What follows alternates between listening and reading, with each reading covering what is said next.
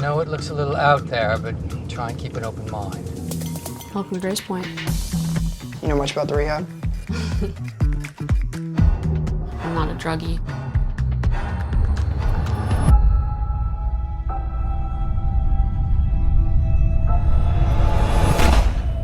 Dad! Brandon, run! Run!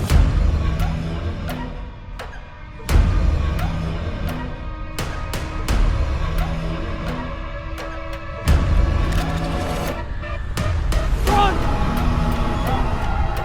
Run! Run! I'm gonna find my dad. Dead or alive.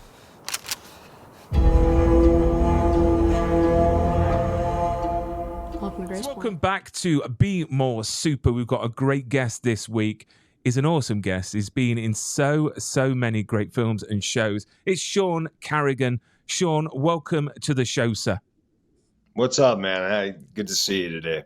Oh, do you know what? It's an absolute pleasure. And I love speaking to people that I actually the film that we're going to talk about very, very shortly, Grace Point, I see a lot of films and, you get the good, the bad and the ugly. And this film is literally so good on so many levels. And with the plethora of movies that we've got now on our streaming services, I think that some movies can get lost in the mix.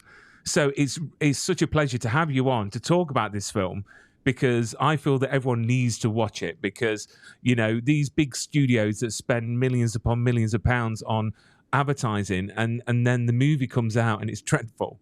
But this film is just great on so many levels. But before we talk about that, I want to talk about your beginning of your career. So before you became this badass actor as you are, you were kicking it in the ring. And I've got a photograph here, and I do apologize. I've got to bring this up. Here we go. Look at that, man. Look at that in your prime. So you was a professional heavyweight boxer with 8 wins, 0 losses, 1 draw, and 5 victories by knockout, which is impressive, to say the least. So what got you into boxing, and why did you leave boxing? Oh, I'm sorry. I come from a boxing family, and my dad trained me and my brothers. And he had gloves on us when we were about 9. There's another picture of me fighting my brother when my brother was 12 and I was 9, and he's about to catch me with a right hand right in the grill, and that's how it was. That's how it started.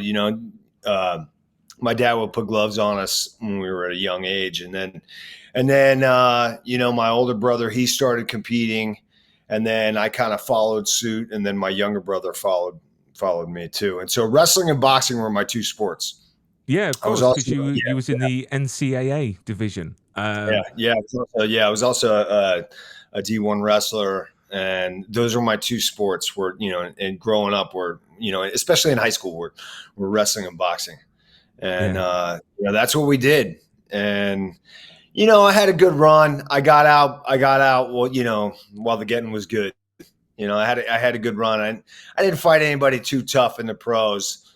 All the tough fights that I had were in the amateurs. I fought that. My toughest fight in the amateurs was against Stephen Cunningham.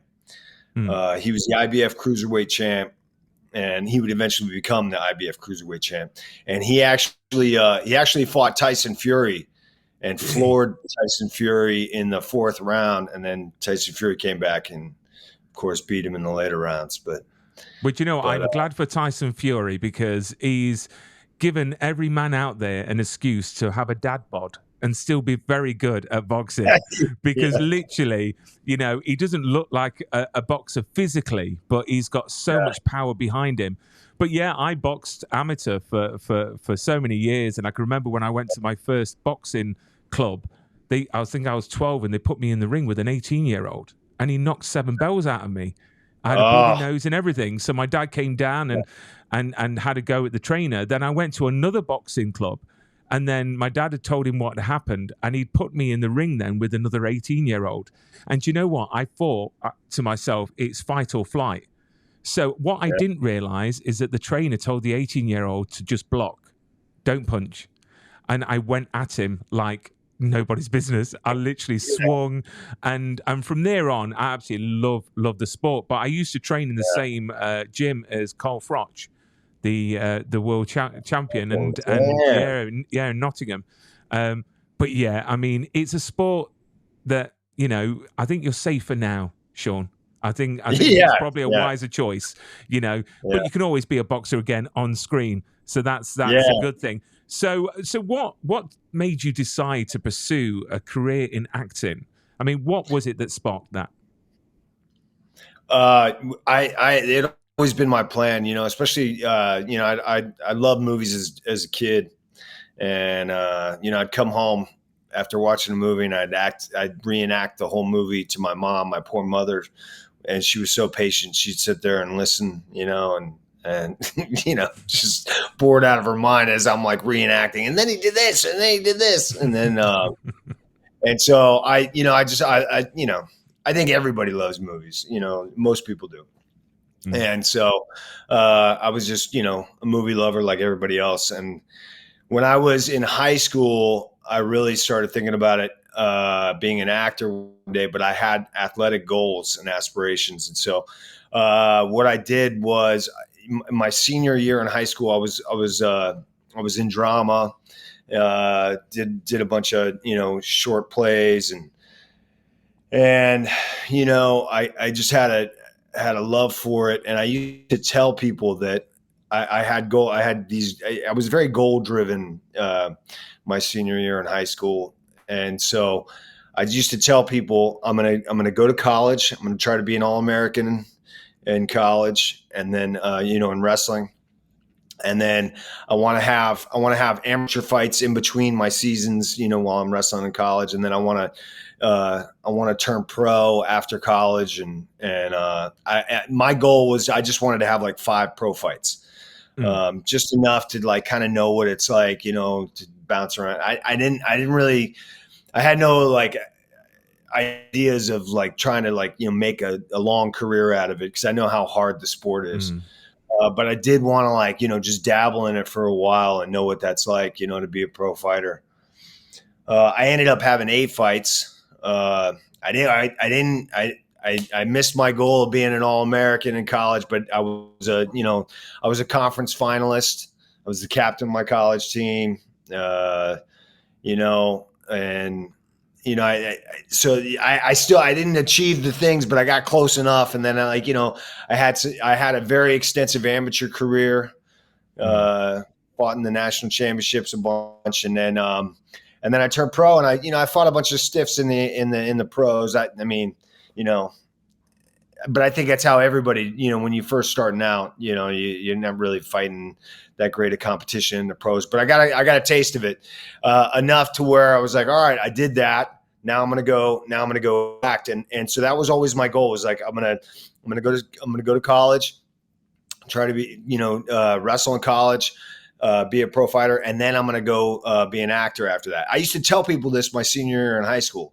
And I think everybody always were like, you know, they were like, you're gonna do what? You're gonna and then you're gonna be an actor after. Like, I used to tell them, you know, that I was gonna do all this stuff. And a couple of years back, I had a girl that I was in drama with reach out to me, message me on Facebook, and she said, I have to, you know, my hat's off to you. She's like, way back in high school, I always thought you were just some dumb jock who was like, you know, spewing things. She's like, but you actually like tried to achieve all this. And she's like, and now you're acting. She's like, I can't believe it. So I just kind of stayed that course. I mean, it's strange. It's strange you saying that. It's strange that you're saying about all this athletics. And, you know, I've interviewed so many people that have got the same sort of background, but they go into stunts. They go into the stunt side of things. So obviously you've got a very good head on your shoulders, and you know, you're going on to the safer side. I mean, did you have a plan? So when you decided that you wanted to do it, did you have a plan in place in who you wanted to work with or be directed by, or what sort of style of film or TV you wanted to do? Well, I knew that I wanted to do film and television, and so, but I didn't really know how to go about, the path that I chose was it was kind of like one of those paths where you just kind of discovered things as you were going along, and kind of, I went by, advice, or I would just kind of go do so when I quit boxing, I moved up to New York, and I was in New York for about, I want to say 6, 7, maybe 8 months. I was knocking around up in New York. I did some extra work, and took some casting director workshops and stuff like that. And I was bouncing at a club called the China Club in New York City, which was it was like a hot spot, and so where all the celebrities would come on Monday nights and stuff. And I was just a bouncer there, and one night this guy, Michael Rappaport, the actor Michael Rappaport, he comes in there, and I always loved him in all the movies he does, and he's there, and like I said, all these celebrities would come in, and so it's the end of the night, and he's getting ready to leave. I go, "Hey, Michael, you mind if I ask you something?" And he's like, "Yeah, what's up, man?" I go, "Hey, when you I know you're from New York, but when you made it, did you make it here in New York, or did you were you in LA?" And he goes, "You want to do film and television, or do you want to do theater?" And I go, "I want to do film and television." And he goes, "Then you need to be out in LA, man. This is a theater town." And so he goes, "Once you make it, though, you can live wherever you want." He's like, "But you got to you want to get started, you got to get out to LA." So probably about a month after that, I was packed up and I went out to LA, and I was only going to go out to LA for a couple of weeks, and I just ended up staying. Yeah. And then That's 24 years ago. That was 24 years ago. Wow. The time flies, doesn't it? And looking from your IMDb, you've been very, very busy. I quite like it where you've been on NCIS a couple of times as a different character, and then you've been on the NCIS Hawaii as another character. I mean, which did is all great. three. I did the trifecta. Yeah, I did. I think I did NCIS LA first, and then a couple years later I got NCIS, and then years after that, I just last year I did NCIS Hawaii. So I completed the trifecta. That is awesome. It's like bingo. But let's talk about each time I did it, my role was a little bit bigger. So it was like I was still climbing the ladder, Excellent. I mean, this film, let's talk about Grace Point, because I watched it the other day. I've actually watched it twice because I always like to watch things twice, because I always tend to be so engrossed into a movie. I often miss things that I didn't notice the first time round. So if you could give us a brief description of what Grace Point is about. So I would say Grace Point is a psychological thriller with heart. And, young man's going to rehab. His dad's taking him to rehab. And on the way to rehab, they go through this mountain town that time is forgotten about. And, they run into some thugs who, want to take some things from them for, nefarious reasons. And his father gets injured. He doesn't know whether his father is alive or dead. And then he's all of a sudden he's on the run, and he's on the run from these thugs. And I'm the leader of these thugs. And you do such a great job, honestly. If I was opposite you in that circumstance, I think I would be running as well, to be fair. I mean, with this film, I left this film in awe. My mouth was wide open. I just thought it was ingenious what they did with it, and how they it's a great twist at the end. Oh, talk about a twist! It's crazy. And it's one of those twists that normally in certain movies you can sort of tell when the twist is coming or what the twist could possibly be. And this film is honestly, I just hope that no one spoils it, in the media, and online because it's such a great film. When you got the script for the first time, because this is what I would say are classed as an indie movie, and I always say that indie movies have always got more heart and soul than these big budget studio movies, and I often find that the writers have got a bit more sort of freedom to do whatever they want on screen. So when you got that script, what was your first impression of what you were reading? Well, it's interesting because, okay, so backtracking a little bit, when I first went to LA, I got involved, and you were asked, this is all going to make sense in a second. You were asking about, how I ended up in acting as opposed to stunts.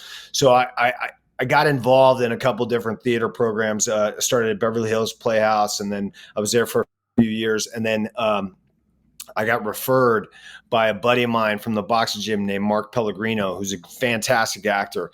He was a member over at Playhouse West, and he had studied there for years under Sanford Meisner and Bob Carnegie and all that stuff. And so so I went to Playhouse West, and so for several years I honed my craft at Playhouse West, which is it's a great repertory theater company. And while I was there, one of the guys in the classes with me was Jim Perrick, the guy who plays Cutter in Grace Point. Yeah. And so so Jim Perrick and I, we did a play for a long time called Welcome Home Soldier. It's a play about Vietnam veterans and how they were treated when they came home. And so we did this play for years. We do it like every first Saturday of every month. And then sometimes like every couple months we do it. And anyways, so it just carried on for years like that. So fast forward a couple years go by, I haven't seen Perrick in a long time. And he just hit me up out of nowhere, and he said, "Hey man, I'm doing this film called Grace Point, and there's a part in here that we're trying to figure out who would be good for this movie." And he goes, "There's a part in here that I think you'd be right for. Would you be interested in reading it?" And I said, Yeah, I'll read it. And Perrick knew me pretty well, and he's like, "I can just see you playing this part."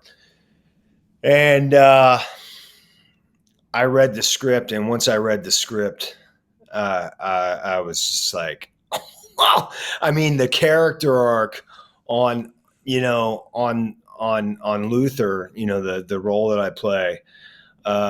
I was like, yeah, what do I got to do? And so next thing you know, he goes, I'll set you up with the director. And so I talked to Rory Karp, who's the director and who did a great job on this film. He sent me the info, and he said, just tape the audition. He gave me the scene that he wanted me to tape. And so I taped it. And next thing you know, he offered me the part, and I was like, and then next thing you know, I was in Lawrenceburg, North Carolina, where we shot, where we got a lot of bugs, man. It looks an incredible place. I was going to ask about where you actually filmed, because it's proper like Americana, isn't it? I mean, it's sort of like what you would expect if you just rolled into like one of these towns where you think, oh my days, where am I? This is where a horror movie starts. Yeah. There were two restaurants. There were two restaurants in that town. Two. Was it really? Yeah, we were there for a month and a half. So you picked either or. Wow. We were at Duffy's Steakhouse most of the time. Excellent. I bet they miss you. I bet they miss you. I bet they do. I mean, with this being written and directed, co-written by Paul Russell Smith and Rory obviously directed it as well. How much freedom did you have on the set? Because your character is it is very multi-layered, because, you see so many different types of emotions, and you see sort of your character switching lanes a bit, especially with the lead character in the movie. So how much freedom did you have with creating what we see on screen? Well, it's interesting because we would try like different takes, and Rory was he's a great director in respect that, he gave you lots of room to try different stuff, and then he'd say, all right, that was great. And he's like, now let's try it this way, or let's try it that way. And what's interesting is that my audition scene was the scene where we're in the jail. Me and Brandon are in the jail, and I'm trying to recruit him. And that scene was very different in the audition as opposed to when we shot it. And I tried it a couple different ways. I tried it much more aggressive and menacing, and then I think we found that where we are in the film and what's going on, without giving anything away, there's actually a pain inside him that he sees something of himself in Brandon. So that moment has to be more, it has to mean more to him, like emotionally. And maybe he like lets his guard down a little bit when he's in that scene. I mean, we see Luther as this, such a tough character, and then in that jail scene, we see him switch into like a sincere person, and it's quite off-putting. You don't, as an audience member, it's like you're unsure what the motivation around it is.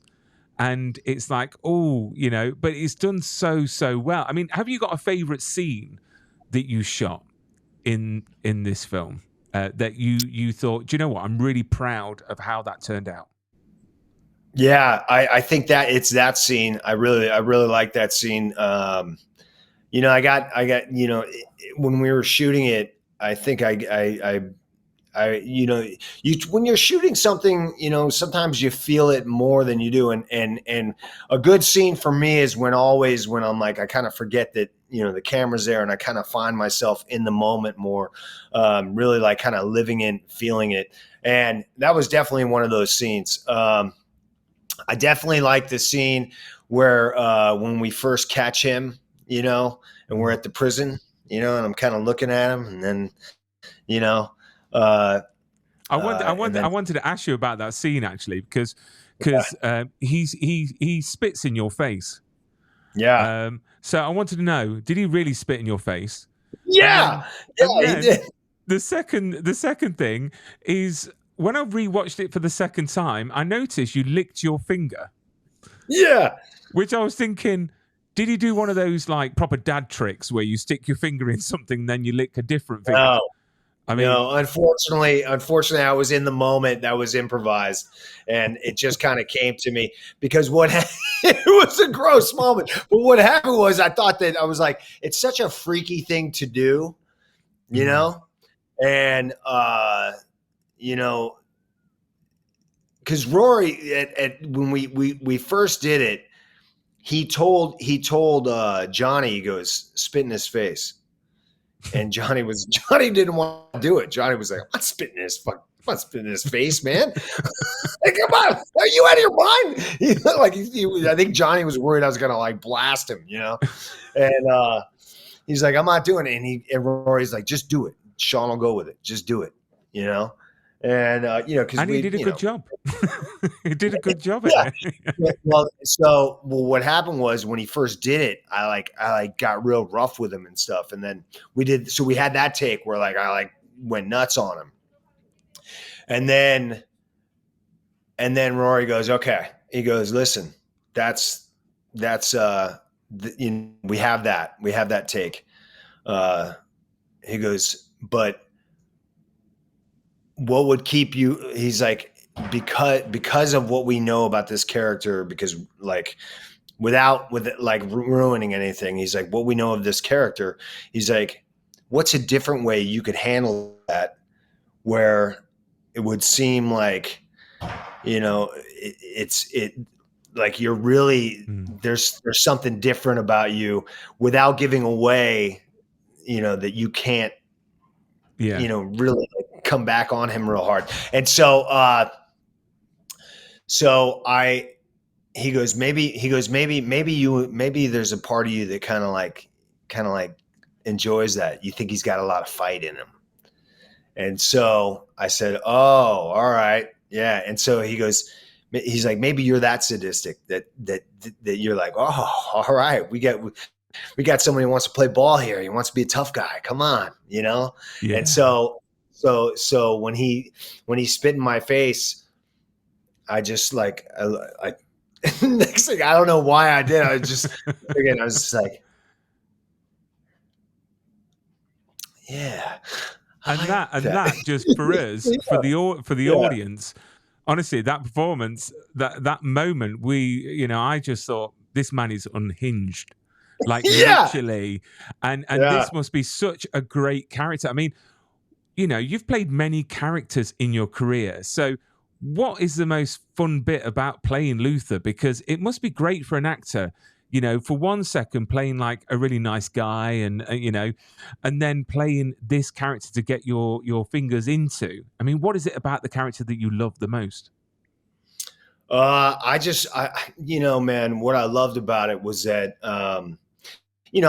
because I was on The Young and the Restless for like 3 years, playing this like good old doctor who wants to help everybody and everything. And so it's nice to get to play the guy who is not so nice, but he's justifying all of the things that he's doing, as for the common good. But deep down, he is, he's power hungry. And so it's fun to play a character like that, to get outside of the, because you want to play different things. You want to that's the goal of being an actor, is you get to play all these different people and you get to tap into like just different characters. And so I think I was so enamored with that. And then not only that, but then like the arc that he has at the end, like, and you asked about like the scene at the end. The scene at the end is one of my favorite scenes in the movie too. You know what I mean? 'Cause you're seeing a different side of him. And so I think just that whole exploration of being, Luther and I think all of us as men, we want to be the tough guy who's intimidating. You know what I mean? Who doesn't want to play that? Listen, I've got two little girls, so I've got to be that intimidating person when bring people back home. So believe me, I've got that down. I really do. But what do you think sets this film apart from other, thrillers, psychological thrillers out there? What is the secret sauce of this movie? Well, I think the secret sauce of this movie is it deals with a lot.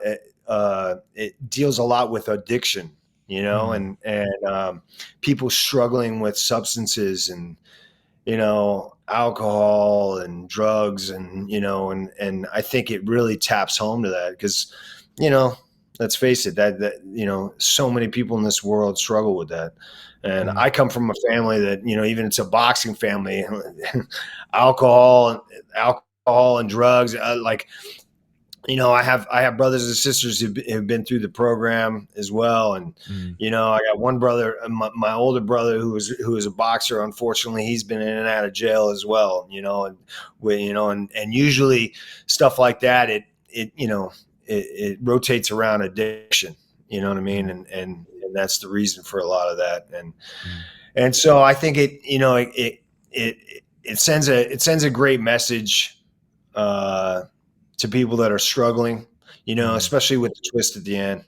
And so yeah, with that twist, and John Lowe does a great job at portraying someone suffering from addiction. And then you've got Jim, who we know from True Blood. Then we get Andrew McCarthy. That for me, Mannequin, one of my favorite movies growing up. I mean, that film and that soundtrack, and Kim Cattrall. Oh my days! She is like a fine wine. She gets better with age. I mean, what was it like acting with Andrew McCarthy? Because he is a bit of a legend. Oh yeah, man. I mean, it was surreal. I grew up watching his movies. You know, I watched Mannequin when I was a kid. You know, we had HBO and Cinemax and all that shit. So, you know, Showtime, you know, and so those movies would go on loop. So Mannequin was one of those movies that was always on loop, and I just found myself watching it all the time when I was a kid. And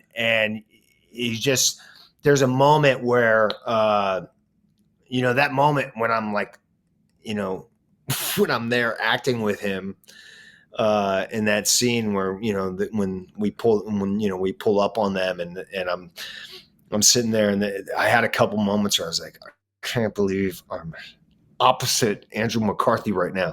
I can't believe I can't believe this happened, and so you just kind of like, just try to keep your cool, play it cool. You don't want to and get as many photographs and scenes on screen with him to use for future screen reels.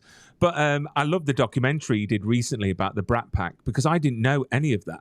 I didn't know they went through all of that, and it was really interesting to see and hear. And obviously, Andrew's got his book out as well. I'd love to have him on the show to chat with him, because that man must have stories coming out of everywhere. He must do. Yeah. Legend. He's a legend, man. He is. So obviously, everyone needs to go and watch this movie. They do, and you can get it on Amazon Prime and Apple TV, but they need to go out and watch it. Apart from this, what are you up to next? What's keeping you busy? Well, I'm in Chicago right now. I'm not sure if I'm allowed to say what I'm working on. Is it TV, film? We can play TV. A game. It's like, guess who? Is it a TV show currently out that you're maybe on? It's season 3. So if it's Chicago, is it Chicago PD?